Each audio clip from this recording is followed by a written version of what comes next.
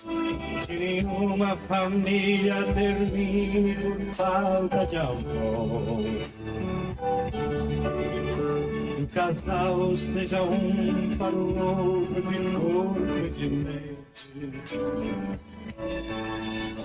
Que nada no mundo separe um casal sonhador.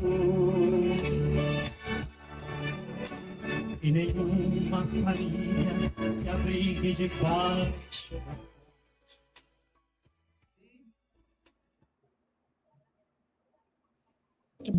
Boa noite, famílias. Boa noite. Boa noite a todos. Boa noite, Manuel e Divina. Boa noite, Denise, Geraldo. Muito bom. Mais uma noite aqui, né, de formação para a gente concluir esse trio, né? Pré-matrimonial, pós e agora os casos especiais. Que bom, né? Quem tem nos acompanhado realmente tem sido uma formação excelente. Agradecemos, né, imensamente o Regional Leste 2, que tem nos proporcionado isso para a província.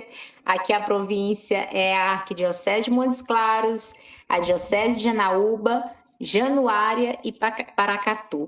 Então estão todos aí entrando, sejam bem-vindos mais uma vez. Que bom vê-los aqui com a gente. E aí, para a gente começar essa formação, vou passar aqui para o nosso casal referencial dos casos especiais para dar a oração inicial para a gente. Beleza, né? Boa noite a todos. Boa noite. Eu sou o Manuel de Aldivina. E eu sou a Aldivina de Manuel. Nós estamos como casal referencial para os casos especiais Regional Leste 2 e é uma alegria para nós, viu? Ter essa oportunidade de conversar sobre os casos especiais junto à pastoral familiar. E nós vamos iniciar, como precisamos sempre, né, em toda a formação, invocando o Espírito Santo, em nome do Pai, do Filho e do Espírito Santo. Amém. Vinde, Espírito Santo, enchei os corações dos vossos fiéis e acendei neles o fogo do vosso amor.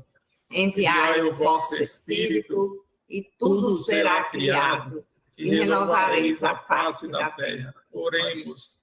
Deus, que instruísse os corações dos vossos fiéis com a luz do Espírito Santo, fazei que apreciemos retamente todas as coisas, segundo o mesmo Espírito, e gozemos sempre da sua consolação, por Cristo Senhor nosso. Amém. Vamos pedir a intercessão da nossa Mãe, Maria Santíssima, rezando a Ave Maria. Maria, cheia de graça, o Senhor é convosco. Bendita sois vós entre as mulheres, e bendito é o fruto do vosso ventre, Jesus. Santa Maria, Mãe de Deus, rogai por nós, pecadores, agora e na hora da nossa morte. Amém. Glória ao Pai, ao Filho e ao Espírito Santo. Como era no princípio, agora e sempre. Amém. Jesus, Maria e José, a nossa família, a vossa é. Em nome do Pai, do Filho e do Espírito Santo. Amém. Beleza, então nós vamos falar hoje sobre os casos especiais. A gente já começa aí, né, essa formação, e a gente quer expressar a nossa alegria de, ainda que à distância, né, nos encontrarmos com cada um aí da Arquidiocese de Montes Claros, né, da Diocese de Janaúba, Diocese de Januária, Paracatu, aí cumprimentando a todos vocês, os coordenadores, a Elisa, que a gente já teve a alegria, né, de se encontrar, Elisa, Geraldo, Fred, e cada um que a gente já se encontrou aí, né, nessas passagens por uma dessas dioceses, na Arquidiocese, onde a gente mora, né? Hoje nós estamos aqui na Diocese de Januária, mas a gente reside em Montes Claros, né? A residência nossa aí na Arquidiocese. Então, é uma alegria. E a gente quer começar aí falando sobre, primeiramente, essa imagem do bom pastor, né? Bom pastor, que é o símbolo da pastoral familiar nos casos especiais. Ser bom pastor, né? E aí, com essa frase, viu, sentiu compaixão e cuidou dele. Que é a frase lá do texto de Lucas 10, 10, 33, 34, né, que é o bom samaritano. Mas esse texto é interessante, que ele está ali naquele discurso de Jesus, um legista, sobre qual o mandamento, né, principal. Jesus resume os mandamentos em 2, amar a Deus sobre todas as coisas, com toda a força, todo conhecimento, e o próximo como a ti mesmo, né? Então, a gente vê que os casos especiais tem essa base, toda a base é Jesus o bom pastor, Jesus o bom samaritano, e com esse mandamento do amor, de amar a Deus e ao próximo.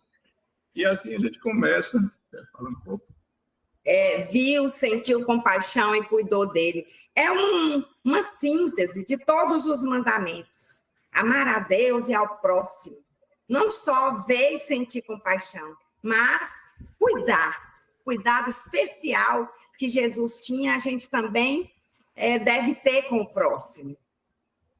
E já falando aí sobre os casos especiais, né, nós vimos aí, como a Ana Elisa bem frisou, né, sobre o pré-matrimonial, né, o setor pré-matrimonial, o setor pós, e aí vocês veem aí também os casos especiais, né? Então, a gente viu que o pré acompanha para o discernimento vocacional e para a vivência matrimonial, desde a gestação até os pés do altar.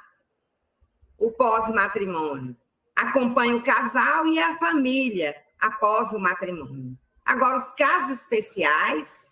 acolhe e acompanha as famílias nas diversas situações complexas, né, difíceis, que foi o termo que São João Paulo II usou, né, na Familiares Consórcio, para expressar esses casos, e que aqui no Brasil os convencionou chamar de casos especiais, e que o Papa Francisco chamou casos, né, de fragilidades, famílias, né, situação de fragilidades.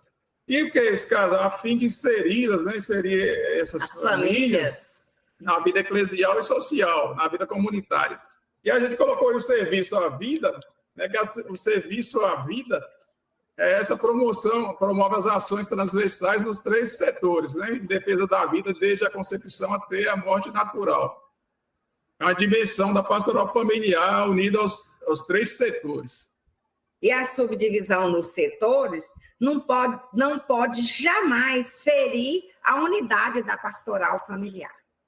Isso mesmo, existe esses 3 setores, mas os 3 setores formam a pastoral familiar, é composta dos 3, e interligado, né?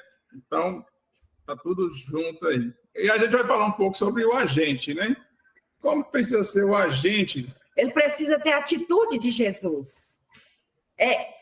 Como Jesus agia? Ele tinha um grande amor ao Pai, à igreja, é misericordioso, compassivo, sempre conduzido pelo Espírito Santo e de muita oração.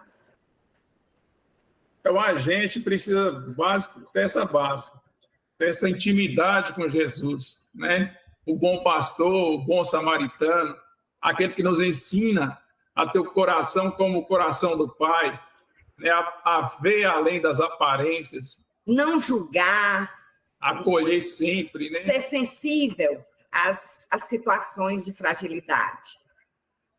Também não pode atemorizar diante da diversidade dos desafios.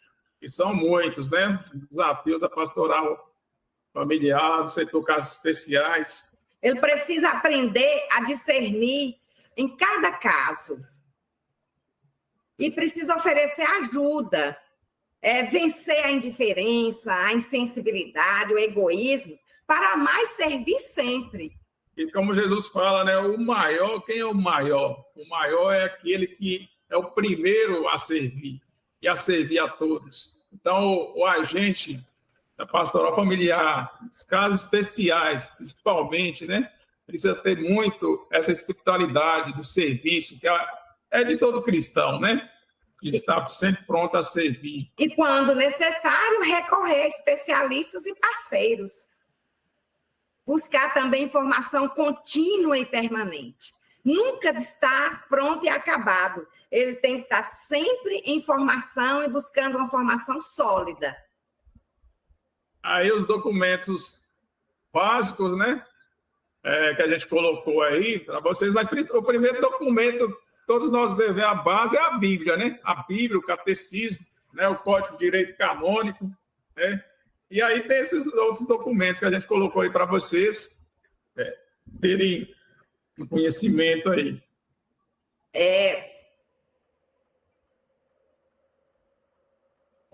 O que é que justifica os casos especiais?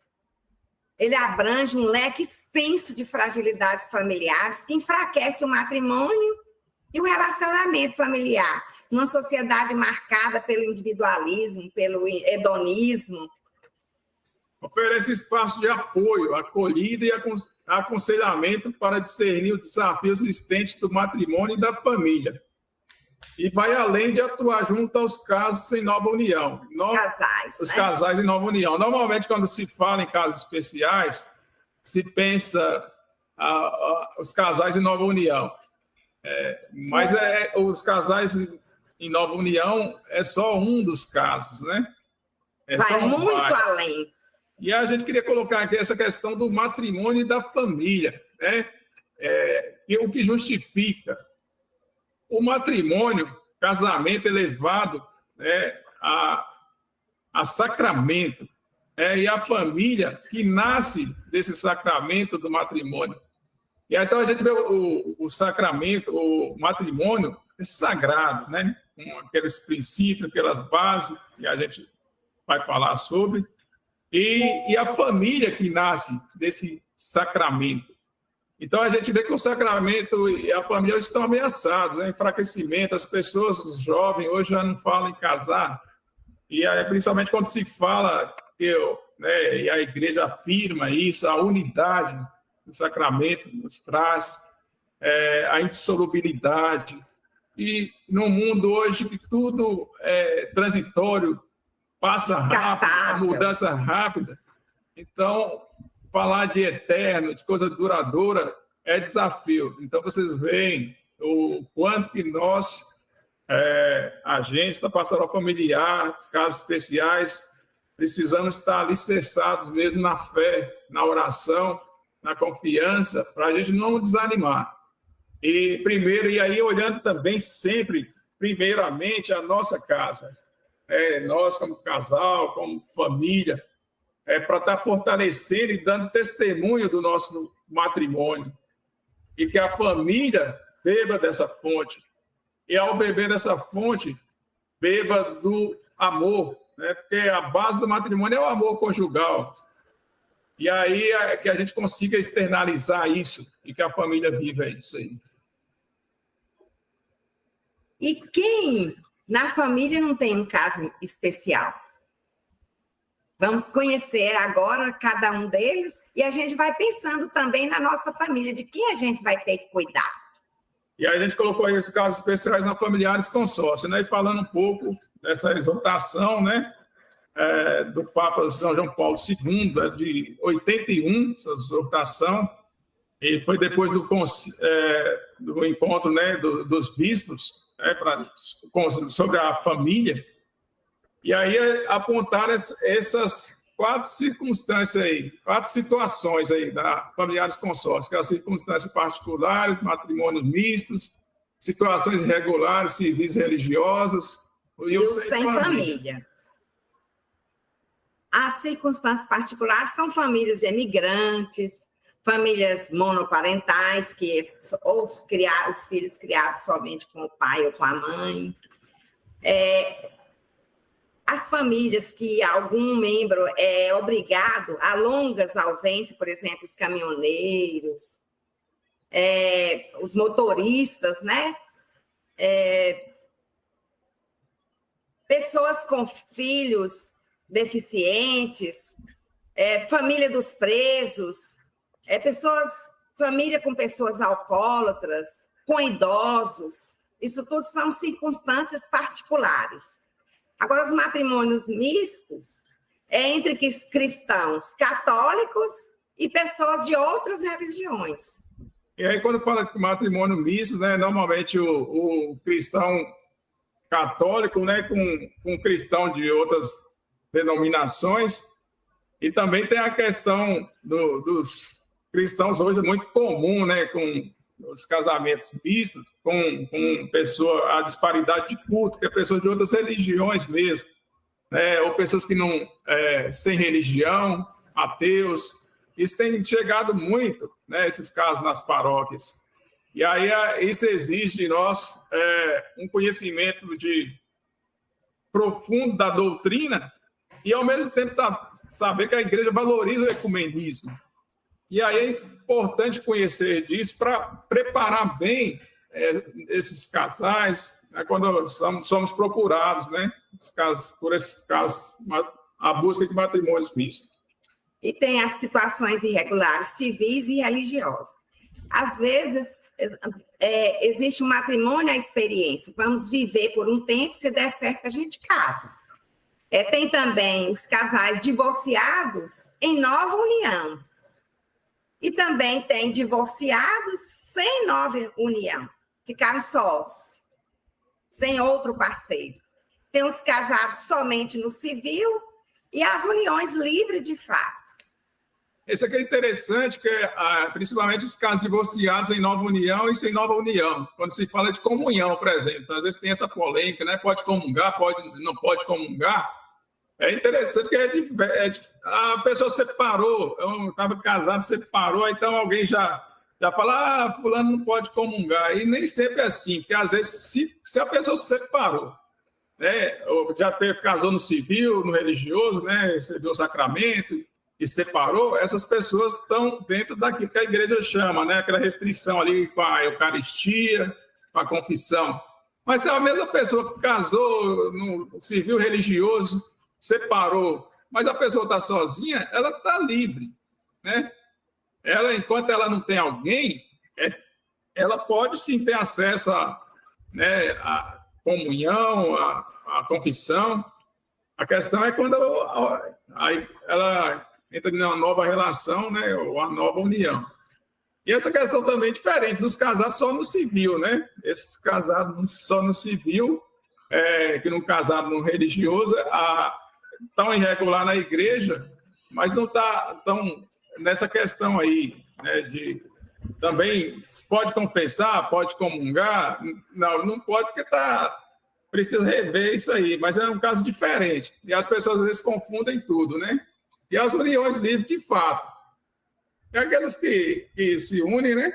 Não tem compromisso. Compromisso, mas tem uma união, hoje é estável, né? Chamada de união estável. Tem uma família, tem a situação, e vivem como se fosse, de fato, uma família e tudo, né?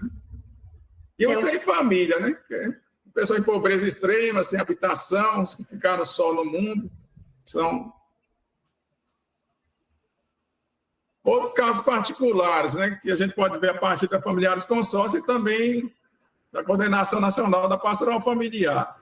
Já viuvez e outras perdas, por exemplo, perda do emprego, perda de um filho, famílias com depressivos, família com casos de suicídio tentado ou consumado, família com casos de violências, famílias com casos de adultério, abandono, homoafetividade na família, famílias com risco de morte, ameaças, perseguições. E aí os identificados, né, pela Coordenação Nacional da Pastoral Familiar, que é a dependência tecnológica, né? Hoje tão comum, né? As pornografias, videogames, jogos de azar, abusos sexuais de menores, de mulheres, homossexuais em união estável, civil, famílias sem moradia, famílias ameaçadas, família de avós e netos, famílias indígenas, quilombolas, famílias só de irmãos, famílias com pessoas deficientes. Então, a gente vê que... São inúmeros os casos que a pastoral familiar, no setor casos especiais, tem que dar muita atenção. E aí, diante dessa diversidade de casos, são muitos, né, a Coordenação Nacional da Pastoral Familiar no Brasil, ela destacou essas 5 prioridades aí. Que são casais em nova união, drogas e outras dependências, perdas e viuvez, depressão e suicídio e sexualidade humana. Diante disso, né, dessa diversidade de casos, né, qual é o objetivo, né, da pastoral familiar no que diz respeito aos casos, setor casos especiais? É acolher, acompanhar, discernir e integrar todas as situações de fragilidade complexas ou irregulares. Integrar todos. Deve-se ajudar cada um a encontrar a sua própria maneira de participar da comunidade eclesial para que se sintam objeto de uma misericórdia imerecida, incondicional e gratuita. É interessante aqui, né, que acolher, integrar todos, né? Quando a gente fala assim, porque a gente ainda vê muita resistência quando se trata de casos especiais, tá? A gente viu falando ali da questão afetiva, né? A questão da homossexualidade, a gente viu questão ali falando das drogas, suicídio. Então a gente vai vendo, né, diante dessa diversidade, dessas situações, será que o que a gente pensa sobre isso? O agente pastoral familiar, porque a gente já chega às vezes carregado com esses preconceitos, né?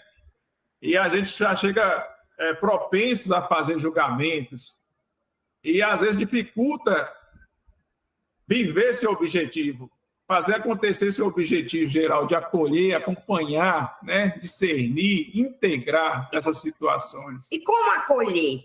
Acolher é só a gente lembrar de como Jesus acolheu aquela samaritana, como Jesus acolheu a pecadora, a adúltera. O leproso, né? Como acolheu o leproso. Né? Essa pessoa tem que ter, a gente tem que ter empatia, como Jesus teve. Sabe, acolher mesmo, para a pessoa se sentir amada. E acompanhar. Acompanhar é caminhar junto, dando suporte, dando orientações. E discernir. É a consequência do acolher e acompanhar. Vai discernir. E, às vezes, é a pessoa mesmo que tem que fazer o discernimento, e, às vezes, é um padre, é a igreja que tem que ajudar, é o agente que tem que ajudar a fazer esse discernimento. E tomada de decisão para integrar essa pessoa na igreja, na comunidade, na família. E tudo isso para ajudar a pessoa, isso aqui eu acho interessante, encontrar a sua própria maneira de participar da comunidade eclesial. Não é do jeito que eu quero, né? Mas é do jeito que a pessoa, para ela possa se encontrar e encontrar essa maneira e se inserir na comunidade, e experimentar isso que o Papa Francisco fala aí na Amores Letícia, né, que é essa citação, experimentar essa misericórdia de Deus. Então, é isso que nós, agentes da pastoral familiar, nos casos especiais, precisamos ser essa fonte de misericórdia para que as pessoas possam experimentar o amor de Deus e querer transmitir isso, mudar suas vidas. Incluir na vida da igreja e reintegrar. Para isso, a pastoral familiar, então, a gente tem que traçar um plano de ação, né? E para essa frase aí do Papa Francisco, né, o trabalho da igreja é semelhante ao de um hospital de campanha. Ela atende todas as pessoas feridas. E nós vimos isso aqui na pandemia, né? Esses hospitais de campanha, quem se lembra aí da pandemia, né? Como que era? Não é que você pode ficar esperando, é quase urgente, né? Tem urgência. E para atender a todos, né? E rápido, de maneira que possa trazer a saúde, no caso nosso aqui, a saúde espiritual. Melhorar as fragilidades, né? E esse plano de ação é isso aí, né? Que nós vamos traçar. Como traçar esse plano de ação? o nacional achou que as prioridades mais importantes era aquela que nós citamos. Mas cada paróquia, cada diocese, tem que olhar, fazer a seguinte pergunta para traçar o plano de ação. Quais os principais casos em nossa paróquia? Onde eles estão? Como nos aproximar desses casos? O quê? E como fazer? Aí vocês veem nessa imagem aí que às vezes os casos estão escondidos, né? A gente vai a uma celebração, ou próprio nas famílias nossas, né? Se a gente começar a olhar, se a gente pensar agora na família, cada um pensar em sua família aí, vai agora ver um desses casos. Ó, minha família tem esse caso, né? Lá tem tal caso, né? Nas nossas comunidades, então às vezes na comunidade está escondidinho, tipo a imagem aí, e aí a gente tem que ser essa igreja em saída, como o Papa Francisco nos ensina, para ir ao encontro, e não esperar isso acolher, não é igual a acolhida que tem, né, nas missas, tem alguém lá na porta da igreja esperando alguém, mas essa acolhida é a gente sair, essa igreja em saída para acolher a pessoa aonde ela está, e às vezes ela está escondida, sabe? Então, por isso que esse tem que ser um plano bem feito aí. Organizado. Né? E continuando falando do plano de ação do setor casos especiais.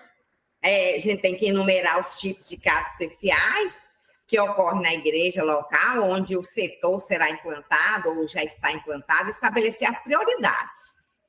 E para isso, fazer o quê? Reunir integrantes da pastoral familiar, outras lideranças pastorais e movimentos, listar os casos existentes, considerar as prioridades de ação pastoral apontadas pela Comissão Nacional da Pastoral Familiar e eleger as prioridades da área de atuação local. Localizar os casos existentes, né? Buscar aproximação e cooperação com a catequese, com a pastoral da juventude, com a pastoral da criança, movimentos, serviço de orientação escolar das escolas existentes na paróquia. Então, tem que procurar todas as formas de conseguir parcerias. Isso, basicamente, os casos especiais trabalham muito com isso, com a parceria interna e externa. A parceria, né, articulada com essas forças internas da igreja, da comunidade, as pastorais, os movimentos, os serviços, todas as atividades. Então, a gente fala que o agente pastoral familiar, nos casos especiais, ele precisa conhecer o que existe dessas forças na comunidade, na paróquia. E também essas forças externas, né? Escolas, ligado à questão da saúde, né? Psicólogos, advogados. Então, quais as forças que existem na comunidade?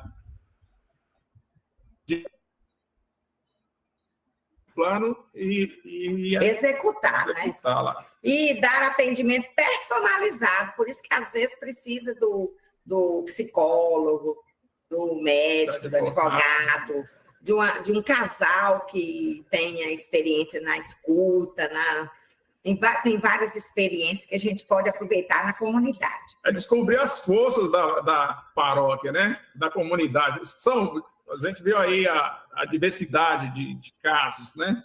Mas é preciso definir ali o foco, né? Porque se ficar olhando o todo, acaba não fazendo nada, é muita coisa, vê muita dificuldade. Mas diante de tudo que tem, qual é a prioridade? Então,